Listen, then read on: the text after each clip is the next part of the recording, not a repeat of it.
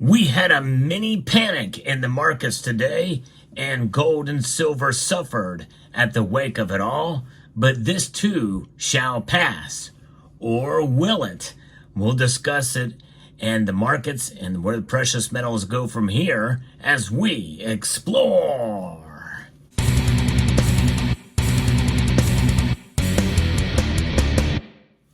It is the first full day of trading after the holiday weekend, and boy, gold and silver suffered today. Suffered fairly dramatically as well.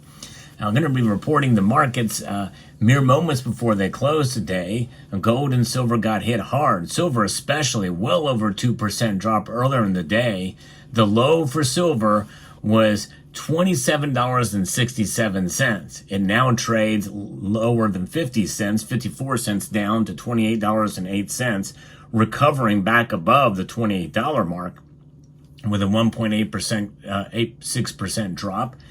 Gold fell well over a half a percentage point today.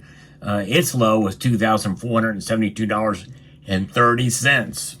I did stop by my local coin shop and put some money down on another small piece of gold to celebrate that drop, but nonetheless, it is down now $6.90.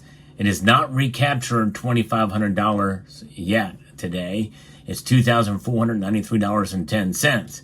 The platinum group metals got crushed, though.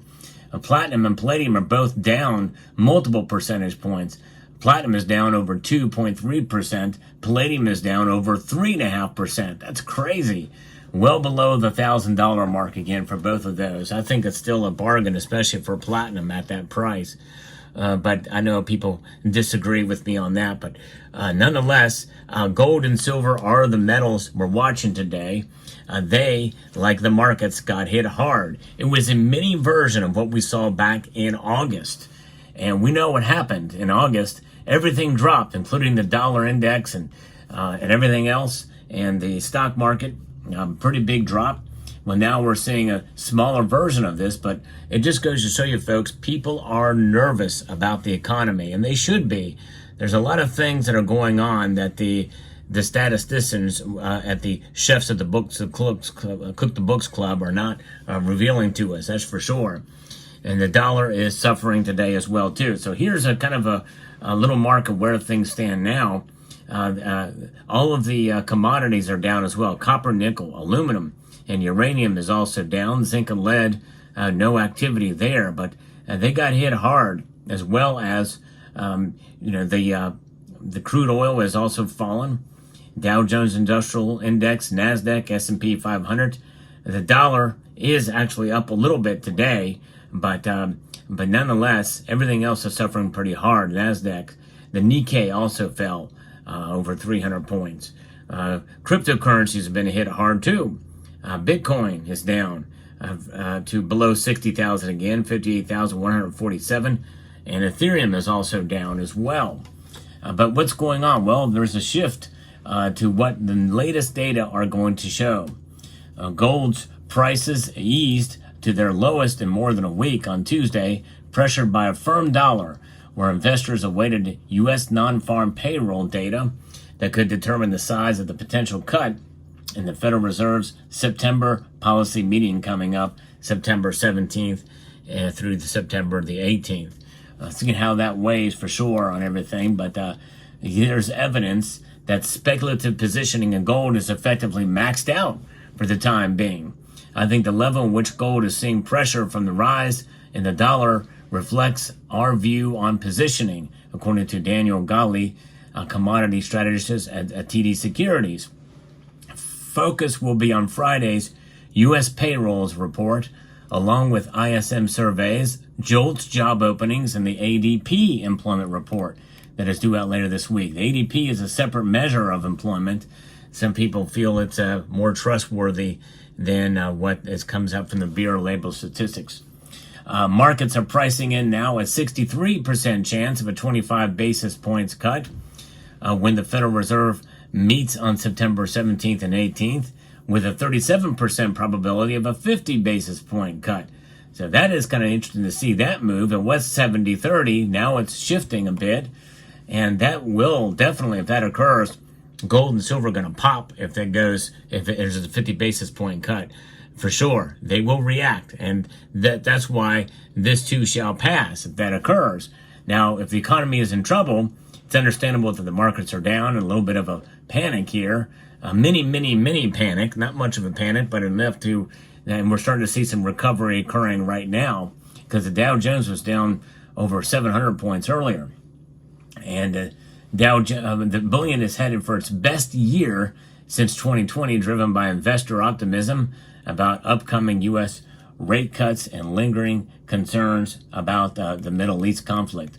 Gold remains our preferred hedge against geopolitical and financial risk, with additional support from imminent Fed rate cuts and ongoing emerging market central bank buying.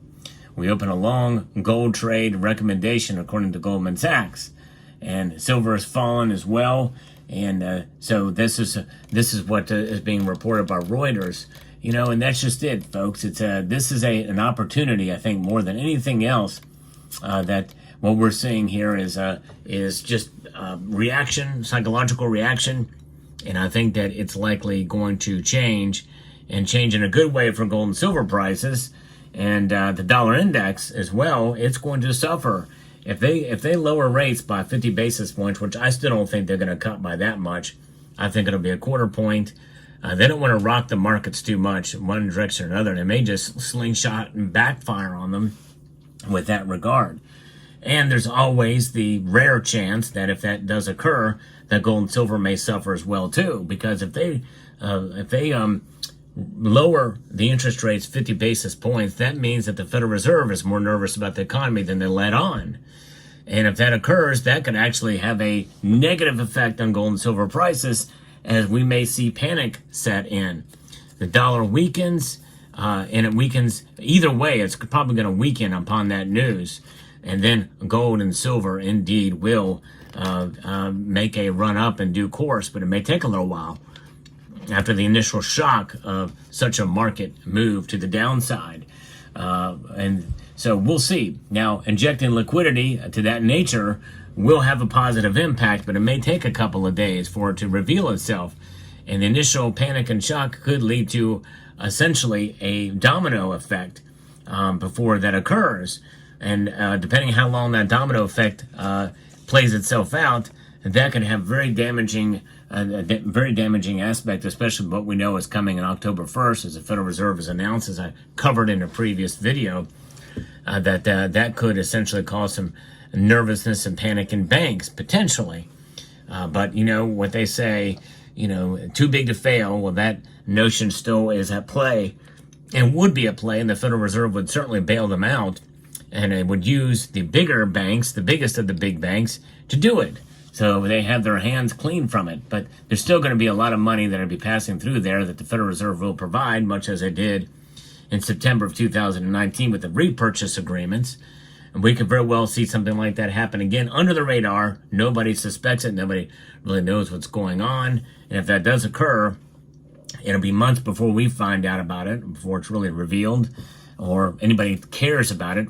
And some in this community may recognize it and report on it, myself included, but there won't be the shock to the markets that it had before.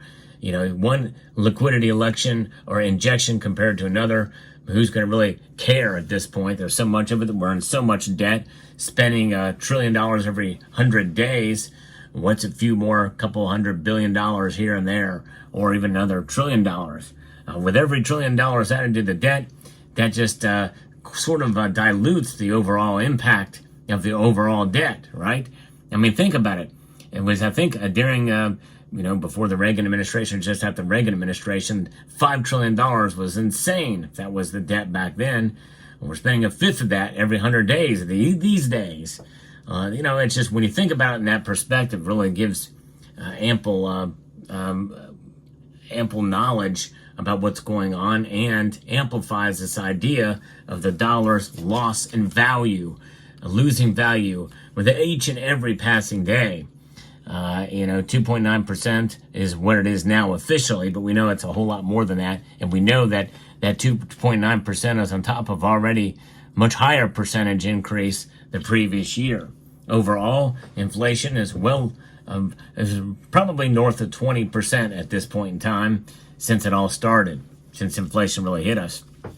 So this is a lesson to us all that holding precious metals, taking advantage of opportunities, as I mentioned in a prior video, is paramount. If you have the ability to get a little bit, I know I made a purchase today, a very, very small purchase of gold and a little bit of silver as well too. And yes, indeed, I'm going to show you the silver pieces I got, by the way, for $2.15 for each of these silver products right here. Here they are right there. 2 silver dimes, proof silver dimes too. And you'll never guess what year. Well, maybe you will. And now you have to guess no longer because I'm going to tell you. 1992, the first year that silver proof sets were created since silver was taken out of our coins by the United States Mint. So there you have it. So, and gold and silver, they maintain their value over the long course of time. There's no argument about that. Everybody who studies the charts and looks at the history, and by and large, can see that. This is why we hold them. A long-term store of value that is outside of the financial system from which we find ourselves apart. We can celebrate that, folks. And that is more important, I think, than price when you think about it, just because you never know what's going to happen. And where things are quickly evolving and changing, and as some may say, for the good in terms of the digitization of our money, and how quickly we can make a transaction with a myriad of different formats and ways.